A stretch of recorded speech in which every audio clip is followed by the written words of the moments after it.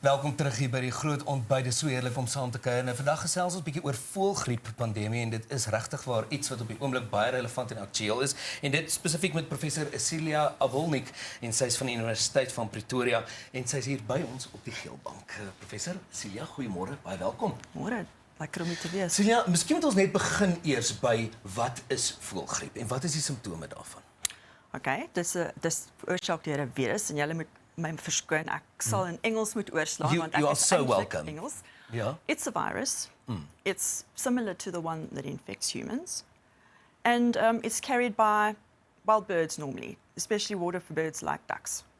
When it gets into terrestrial birds like chickens, for example, it can mutate and it can cause a disease called high pathogenicity avian influenza, and that's what we're dealing with when we talk about avian influenza, the disease.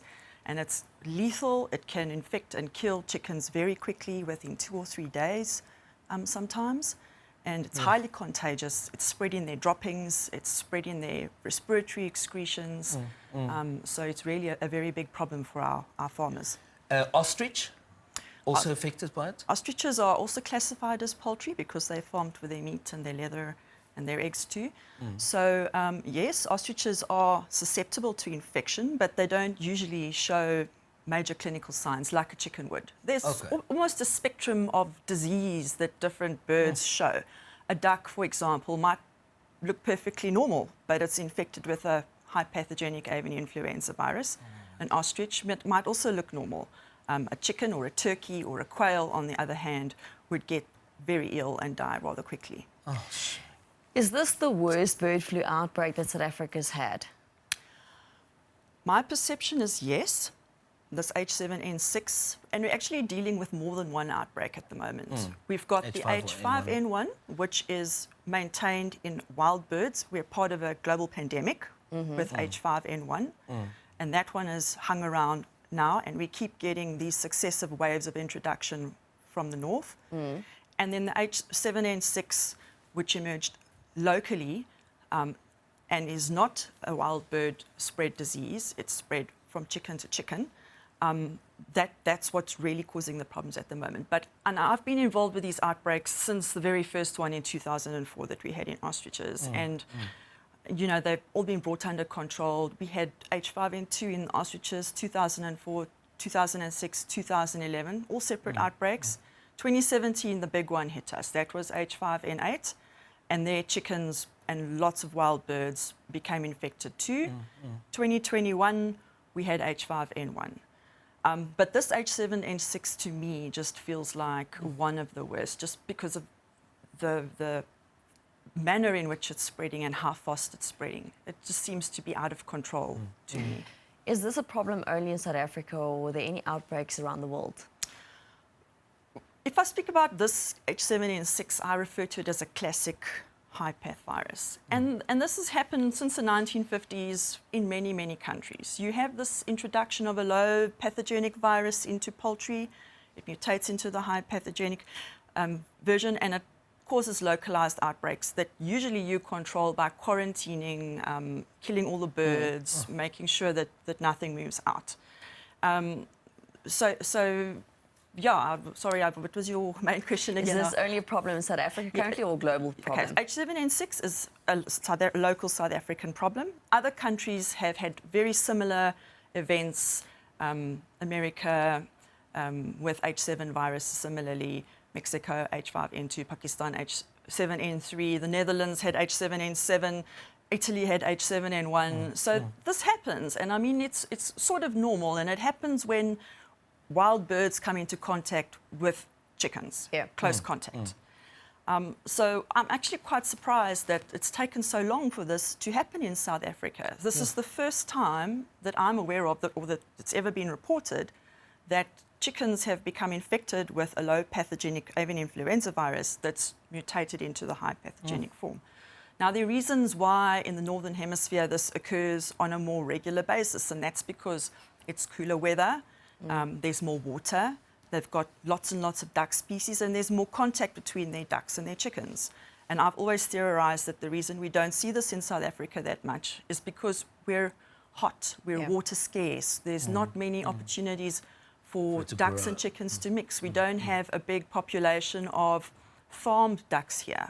In Asia, that's a big problem, and that's a big risk factor for how these outbreaks start.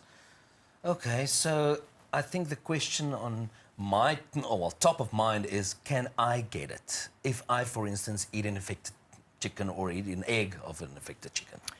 Okay, so let's first clarify that what's in the supermarkets is safe to eat. I don't want people to think that the eggs that you're buying at Checkers or whatever, or the meat that you're buying is unsafe. It's not. It's only farms that regulated and it's got are regulated are going to be able to sell their products in there. But no, there's that potential risk. But we at the university monitor the genetic sequence of this virus, and there are very specific mutations that we know are associated with the ability to affect people, humans and mammals.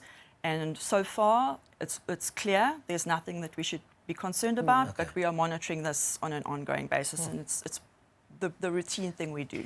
So we have this massive outbreak at the moment. How do we contain it?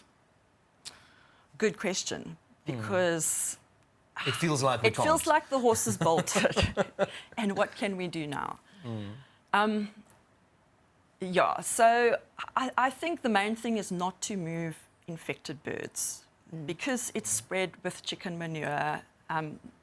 Farmers have to be really good about their biosecurity and who comes onto that farm, because the virus can be carried on farming implements that are contaminated with chicken manure, under vehicles, short-range movements with even dust blown in the wind from one farm to another. So it's really very difficult, but because it's not carried in wild birds, it should theoretically be more easy to track and trace and control this. But you need everybody to cooperate. It doesn't help that one farmer's got the best biosecurity in the world, he gets an outbreak, he kills all his chickens, but his neighbour decides he's not going to do that, and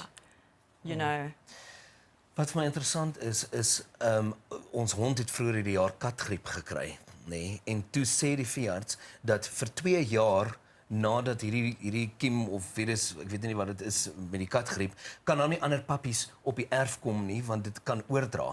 So is it possible, for how long should a farmer sort of disinfect the farm before it can be safe? Oh, you're asking the wrong person now. They're very specific guidelines, and there's a whole procedure they're supposed to follow about what type of disinfectants they use and for how long that farm has to stand. Yes. And then they will come and test. You'd have to send samples to make sure that it's gone. But that whole depopulation, cleaning the farm has to sit for a certain time. There are rules. There's very clear. There's a plan. Is the plan being followed? That's the question. So that's good. Yes. So culling isolation, 2 things. Do we vaccinate our chickens or poultry? Up until now, we have not vaccinated. So up until now, there's been a complete ban on vaccination against avian influenza, but the situation has changed, and H5 has changed that situation.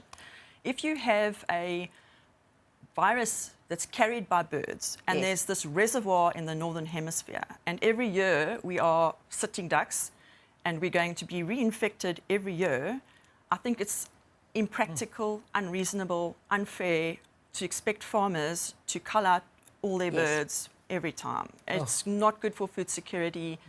It's not good for the economy. So there's been a very big push from the Poultry Association to advocate for vaccination. And earlier this year, France became the first EU country to start doing it. So South Africa is likely to follow suit. There are discussions and documents being drawn up to allow that. But it's not going to happen overnight. So I think that vaccination is an inevitable step, and it should help to at least ensure food security, but there's a lot of details that need to be worked out about this, because in the past it wasn't allowed because it affected trade. And you have to prove, if you are vaccinating, that you're free of infection. So you have to do increased testing to prove that your birds that now have wonderful antibodies because of your vaccines are not infected. And to provide those assurances to your trade partners, you need to do quite a lot of of testing, which is an extra expense, but maybe worth the risk. Yeah. Well, definitely it has an effect on the economy of the country as well. I see Namibia also prohibits imports of chicken now from South Africa, so it's like, oh my word, this is really sad. But thank you for the work that you do at the university for monitoring all of this all the way and to make it safe. I think that's important for us to know that it's safe for us to eat the chicken that's in the stores as well. Thank you. Professor Celia Abolnik wat hier by ons gekuier het, Abolnik wat by ons gekuier het hier op die Geelbank oor voëlgriep, bly gerus ingeskakel vir ons nuus.